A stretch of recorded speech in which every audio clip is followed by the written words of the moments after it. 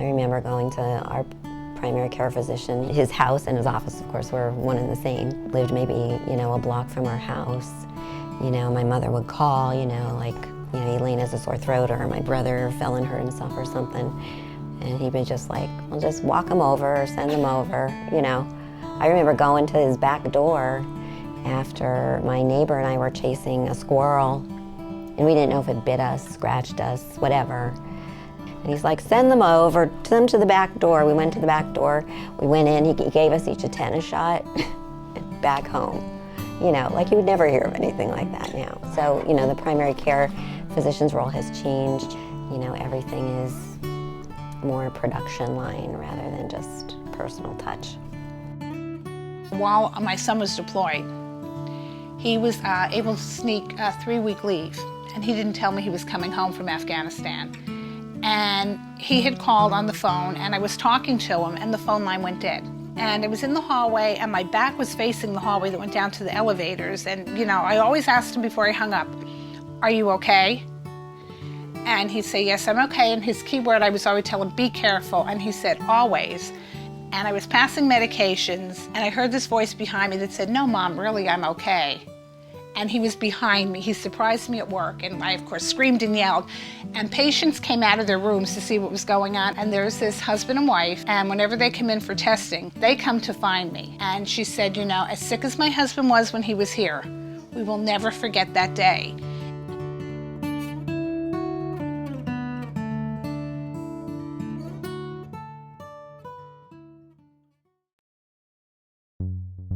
It seems like CHS is there like with the big foot stepping down on you, pushing you down and pushing you down, and we want more and more and more and don't want to give anything back.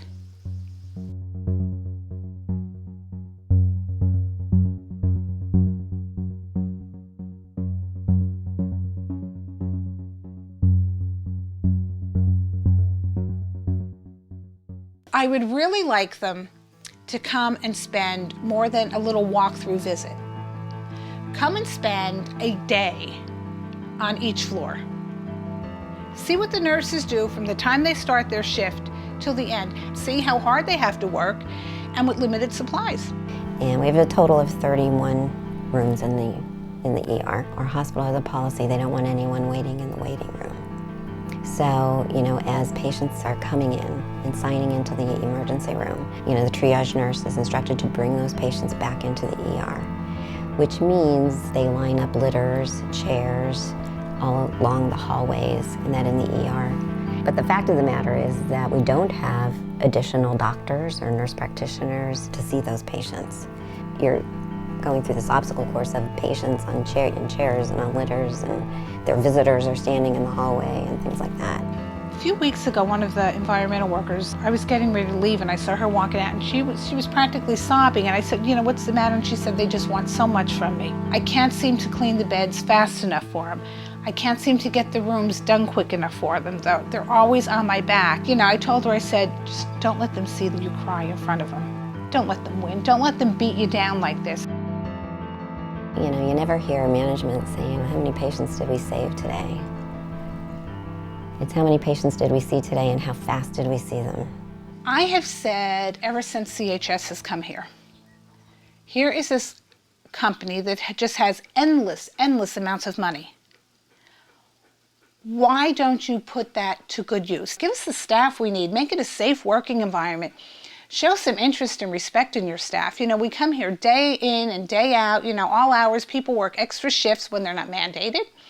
We like what we do, otherwise we wouldn't stay there.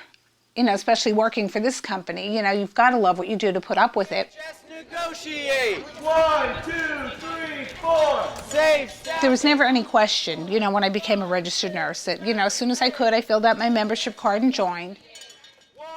Well, we first started talking about organizing like mid-90s. It was a very, very oppressive management style, constantly threatening to the workers. We wanted to protect ourselves, have a say in the workplace. We saw what was happening. What do we want? Contract! When do we want it? Now! What do we want? Contract! When do we want it? Now! What do we want?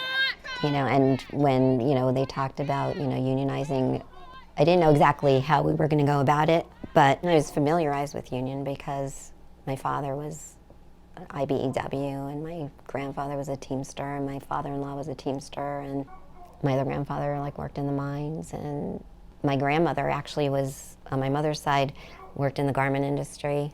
She was actually instrumental in organizing where she worked. Day 4, ready for more. Day. So I was familiar with, union and what union meant. And I thought protection for me, for my job, and, our way of living, for my family, that was important. I came from a background, my father was always very involved in his union when he worked. He worked for supermarkets, so he belonged to the United Food and Commercial Workers Union. And I can remember growing up and hearing stories about them and with their strikes and all that. The community knows, because they've been using that hospital since CHS has come, and they understand there's a difference. Because when they give their blanket answers to the media, it's always the same canned response. We're providing the care our patients need, but they're not. And the community will believe you much sooner they will believe the corporation, right? Because they see you. They see you running around back and forth trying to get everything done. They know. They are used to going into a facility where there is no ability for somebody legally to fight them. You have the ability to fight, and you have the determination too. When do we want it? We ended up on strike because, of course, we met a lot of resistance. At 7 o'clock this morning, the nurses hit the picket line. Their focus to send the message that mandatory overtime and inadequate staffing is just out of hand. At that time, one of the big things was the mandatory overtime. We, were getting the bill, into the legislature and trying to get it passed, which it still took us years after that to get it passed. But, it was just the working hours and working conditions, and we wanted security, so we went on strike in the winter for 3 weeks. And it was cold, and at that time we picketed round the clock. I just want to say I've never been so proud to be a nurse as today.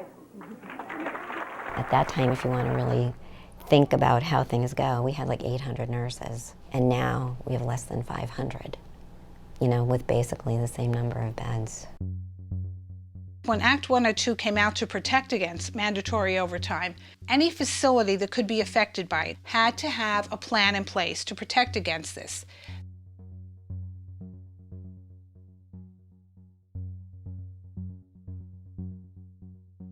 The only way mandation can be used is if a declared state of emergency. We've had hurricanes, we've had snowstorms.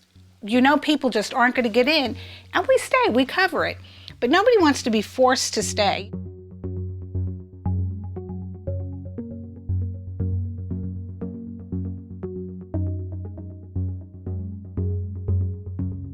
What about the poor nurse that works 3 to 11? She might get home at midnight or 1 o'clock in the morning. Maybe she gets up at 8 or 9 o'clock, does her errands, her chores, cleans, comes into work for 3, works 3 to 11, then now you have to stay till 7 in the morning. That nurse may have been up 24 hours now. That's a danger. And, you're giving life-saving medications. And do you really want a tired nurse doing that? When we're mandated illegally, we file the paperwork with the Department of Labor, and we just weren't getting the answers that we needed. We felt like they were blowing it off, ignoring us. And we pushed and we pushed and we pushed, and there was an investigation, and we went down for the release of information. And when I walked out of there, I felt like a sense of empowerment. One of the real rewarding things is when there's something that you actually helped get done. Now I get to go back in and see how it's working. And we are close to wrapping up the audit of the Department of Labor and Industry specifically on this issue.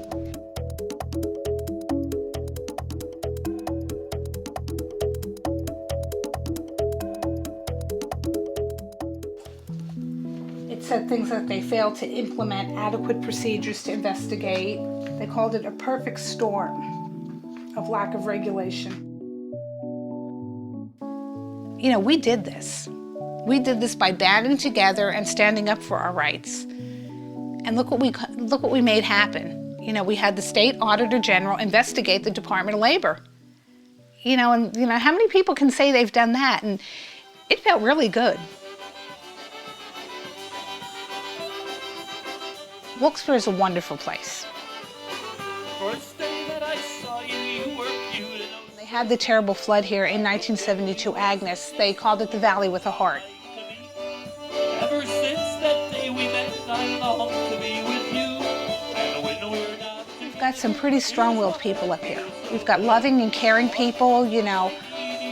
A lot of people stay here, raise their families here. I hate to see you go.